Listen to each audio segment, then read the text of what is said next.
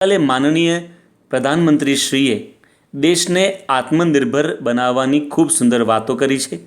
કારણ કે કહેવત છે કે પારકી આશ સદા નિરાશ, અપના હાથ Jagannath. Depend on your self rather than depending on others, because others can let you down but you can pick yourself up. એટલે કે બીજા પર નિર્ભર રહેવા કરતાં સ્વનિર્ભર રહેવું વધારે સારું.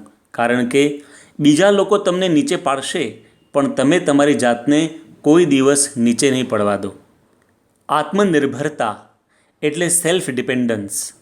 As a nation we should be self dependent. પરંતુ દેશને આત્મનિર્ભર બનાવતા પહેલાં આની શરૂઆત આપણે આપણા પોતાના જીવનથી કરવી જોઈએ. આ વાતને સમજવા એક પ્રેરક પ્રસંગ સાંભળવા જેવો છે. લોકમાન્ય તિલક અને દાદાભાઈ નવરોજી બંને ખાસ મિત્રો હતા. તેઓ બંને ઉચ્ચ અભ્યાસ માટે ઇંગ્લેન્ડમાં એક ભાડે લીધેલા મકાનમાં સાથે જ રહેતા હતા. બંને ભણવામાં ખૂબ હોશિયાર હતા. જે કંઈ ભણ્યા હોય તેનું મોડી રાત સુધી પુનરાવર્તન કરે અને પછી સૂઈ જાય. દાદાભાઈ નવરોજી સવારે વહેલા ઉઠી જાય. લોકમાન્ય તિલકને થોડા મોડા ઉઠવાની ટેવ. લોકમાન્ય તિલક સવારે ઉઠે તે પહેલાં તો દાદાભાઈ પરવારીને વાંચન કરતા હોય. ઘર એકદમ વડાઈ જોડાઈને સ્વચ્છ થઈ ગયું હોય. રસોડામાં પાણી ભરાઈ ગયું હોય. બૂટને રોજ રોજ પોલિશ થઈ ગઈ હોય. લોકમાન્ય તિલક મનોમન વિચાર કરે કે વાહ, ઘરનો નોકર કેટલો નિયમિત છે, કેટલી સ્વચ્છતાનો આગ્રહી છે. મને ખબરે ના પડે એમ રોજ મારા ઉઠતા પહેલાં મકાન ઓરડો સ્વચ્છ કરી નાખે છે. તેઓ મનોમન નોકરની પ્રશંસા કરતા રહેતા. એક દિવસ લોકમાન્ય તિલક થોડા વહેલા ઉઠી ગયા અને એમણે એક આશ્ચર્ય જોયું કે દાદાભાઈ નવરોજી ઝાડુ કાઢતા હતા. એટલે એમણે કહ્યું, અરે તમે ઝાડુ કેમ કાઢો છો? શું આજે નોકર નથી આવ્યો? માંદો પડ્યો છે?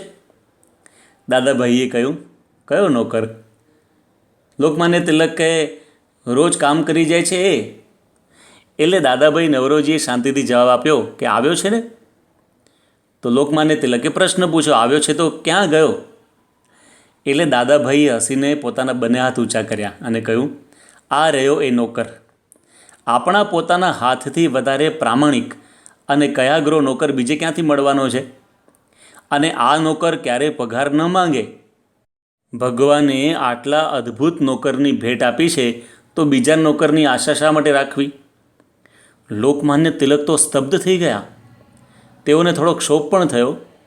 કારણ કે દાદાભાઈ નવરોજી બહુ જ શ્રીમંત પરિવારમાંથી આવતા હતા.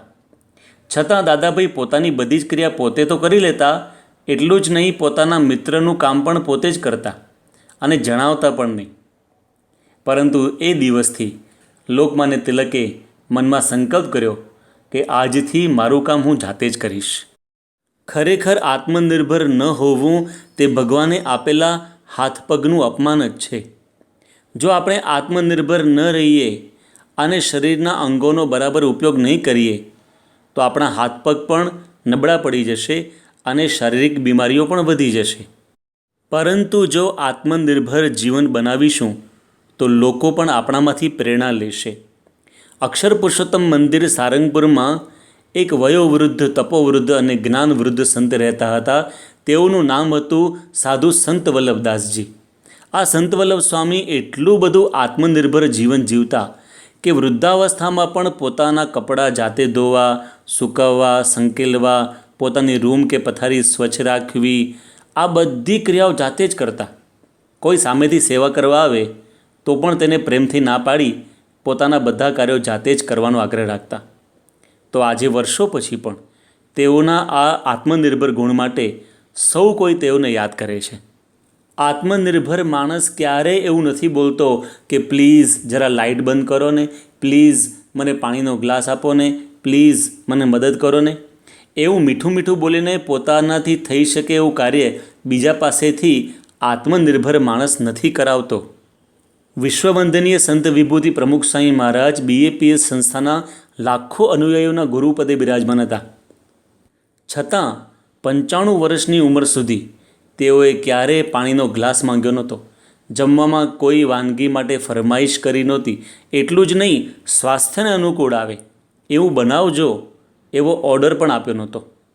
અરે એટલું જ નહીં, સંતો ભક્તો એમના સ્વાસ્થ્યની ચિંતા કરે તેનાથી વધુ તેઓ બીજાની ચિંતા કરતા. તો આવા મહાન પુરુષોના જીવનમાંથી આત્મનિર્ભર રહેવાનો પાઠ આપણે પણ શીખીએ. દેશને આત્મનિર્ભર બનાવતા પહેલાં આપણે પોતાની જાતને આત્મનિર્ભર બનાવીશું તો જીવન જીવવાની મજા કંઈક ઓર આવશે. કારણ કે એવી કહેવત છે, the biggest asset is your own self dependence and if you are not self dependent you have lost self respect. તો આપણે સૌ આત્મનિર્ભર બનીને આત્મગૌરવ વધારીએ એ જ સંદેશ સાથે જય સ્વામિનારાયણ.